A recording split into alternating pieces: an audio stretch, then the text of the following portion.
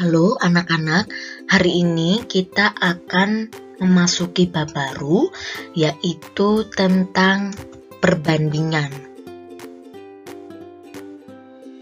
Nah, apa sih yang dimaksud dengan perbandingan itu? Perbandingan itu adalah proses membandingkan nilai atau besaran dari dua hal atau lebih yang sejenis dan dinyatakan dalam bentuk yang paling kecil atau sederhana. Jadi, perbandingan itu membandingkan beberapa nilai, minimal itu dua nilai, di mana perbandingan ini dinyatakan dalam bentuk yang paling sederhana. Nah, nama lain dari perbandingan itu adalah rasio. Ada dua bentuk penulisan dalam perbandingan. Yang pertama adalah A banding B. Ya, ditulis seperti tanda bagi seperti ini. Ini dibaca A banding B.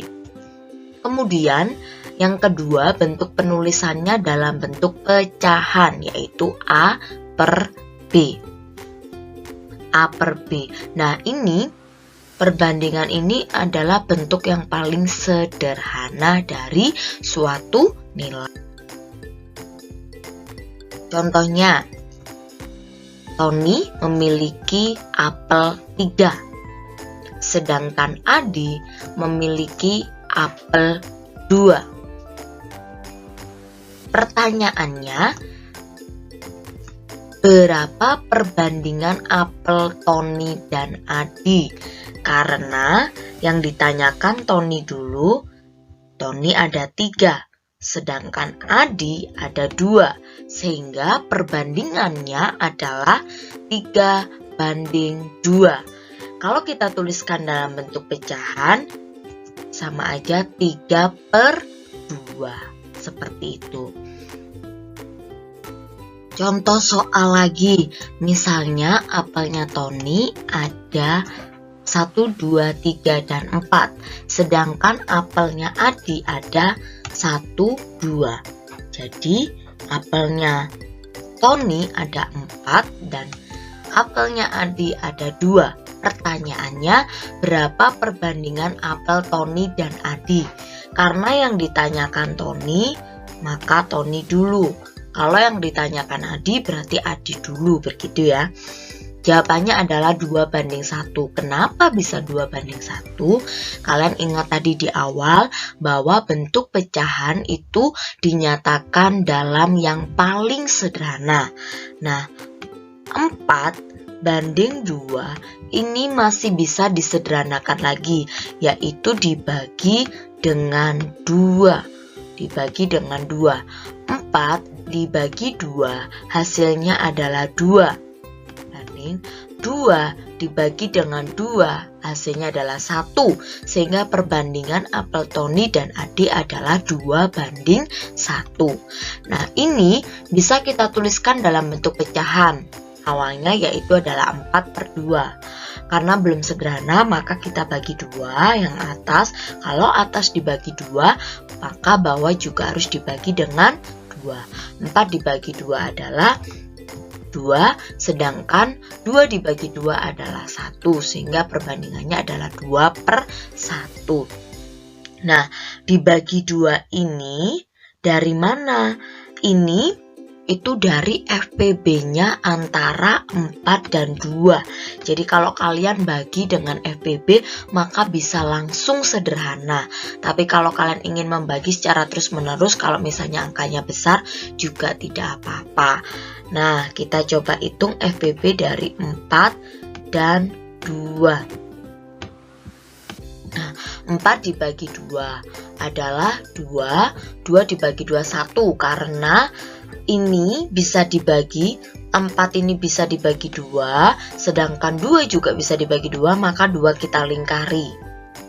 Kemudian 21 belum 1 kan, kita bagi lagi dengan 2. 2 dibagi 2 1, 1 dibagi 2 tidak bisa, maka tetap 1. Karena hanya salah satu saja, yaitu 2 hanya bisa dibagi 2, sedangkan 1 tidak bisa dibagi 2, maka tidak perlu kita lingkari. Nah, jadi EPB itu yang bisa dibagi oleh semuanya. Jadi 4 ini bisa dibagi dengan 2, kemudian 2 ini juga bisa dibagi dengan 2, maka kita lingkari. Nah, yang kita lingkari itu adalah FPB-nya. FPB-nya adalah 2. Seperti itu ya. Kita akan coba mengerjakan soal ini.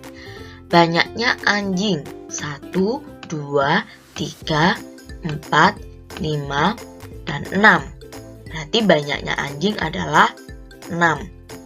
Kemudian banyaknya kucing 1, 2, 3, 4, 5, 6, 7, 8, 9, dan 10. Berarti banyaknya kucing adalah 10. Kemudian jumlah binatangnya, berarti anjing termasuk binatang, sedangkan kucing juga termasuk binatang.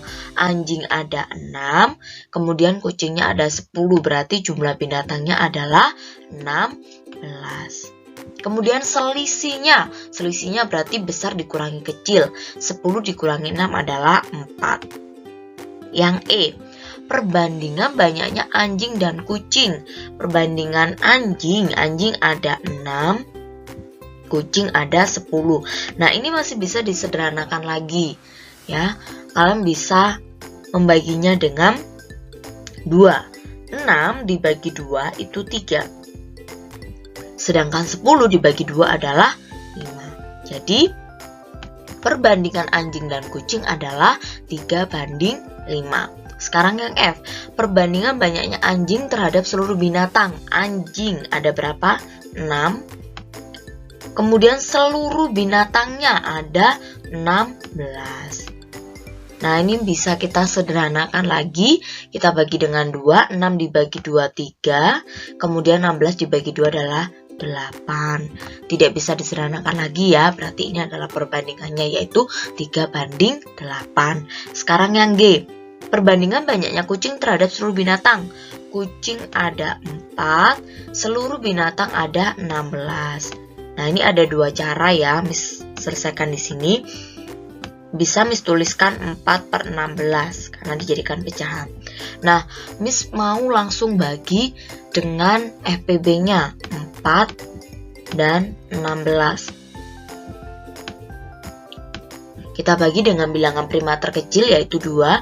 4 dibagi 2 itu adalah 2. 16 dibagi 2 adalah 8. Karena keduanya bisa, maka kita lingkari. Kita bagi lagi dengan 2, 2 bagi 2, 1, 8 bagi 2, 4. Karena bisa dibagi keduanya, kita lingkari. Nah, kemudian kita bisa bagi lagi dengan 2. 1 dibagi 2 tidak bisa, maka tetap 1. 4 dibagi 2, 2. Karena hanya ini aja yang bisa dibagi, maka tidak perlu kita lingkari. Nah, ini belum 1 kita bagi lagi, yaitu dibagi 2. 1 dibagi 2 tidak bisa, maka tetap 1. 2 dibagi 2, 1. Nah, karena sudah 1 seperti ini, maka selesai. Yaitu FPB-nya adalah 2 kali 2, yaitu 4. Berarti ini kita bagi 4. Yang bawah pun juga kita bagi dengan 4. Oke, 4 dibagi 4, 1, 16 dibagi 4 adalah 4. Berarti perbandingannya adalah 1:4. Nah, kalau kalian tidak ingin mencari FPB, tidak apa-apa. Tapi ingat, harus paling sederhana. Itu kan 4/16. Nah, kalian bagi dengan 2 dulu biasanya. 4 dibagi 2, 2. 16 bagi 2, 8. Nah, ini masih bisa disederhanakan lagi. 2 dibagi 2, 1.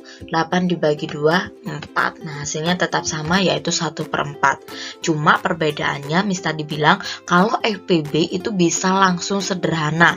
Tapi kalau kalian bagi dengan 2, kalian bagi dengan 3, belum tentu bisa langsung sederhana. Jadi harus cari FPB-nya dulu. Itu bisa langsung sederhana 1 kali pengerjaan. Tapi kalau kalian mau bagi-bagi seperti ini, 2 kali pembagian. Awalnya ini kalian bagi dengan 2. Nah, bawahnya pun juga sampingnya pun juga kalian bagi dengan 2. Nah, ini ya. itu juga tidak apa-apa. Yang penting ingat syaratnya, yaitu paling sederhana. Nah, ada 5 soal yang harus kalian kerjakan. Kalian bisa pause video ini untuk mengerjakan soalnya. Ini adalah soal nomor 2. Kalian kerjakan di buku tulis jawabannya saja.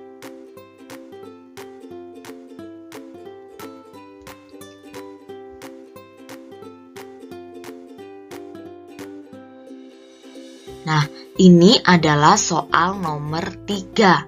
Kalian bisa tulis jawabannya saja.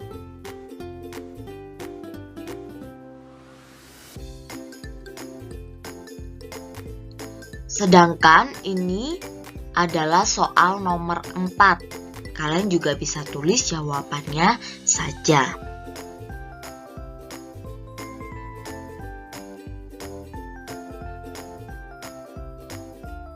Dan terakhir ini adalah soal nomor 5. Kalian bisa pause ya untuk mengerjakan soalnya supaya videonya tidak berjalan terus.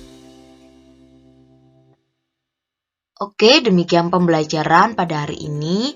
Sampai bertemu di pembelajaran selanjutnya. Apabila ada pertanyaan, kalian bisa menghubungi Miss Marta atau juga bisa mengulangi video ini agar kalian bisa lebih paham lagi tentang perbandingan. Semangat dalam mengerjakan tugas dan Tuhan Yesus memberkati.